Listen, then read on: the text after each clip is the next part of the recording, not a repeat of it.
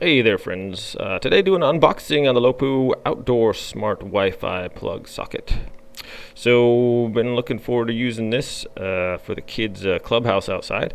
We can just use Amazon Echo to turn on the lights instead of having to go out there and turn them on. So here we go, let's see what's in the box here.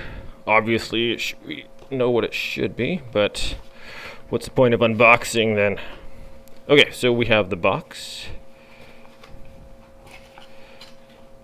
Dun, dun. Okay, inside we have that, some instructions, kind of a nice little box there. So we have the setup instructions.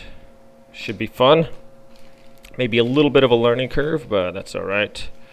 Smart technology, you got to be smart. Okay, this bag's giving me some trouble here. There we go.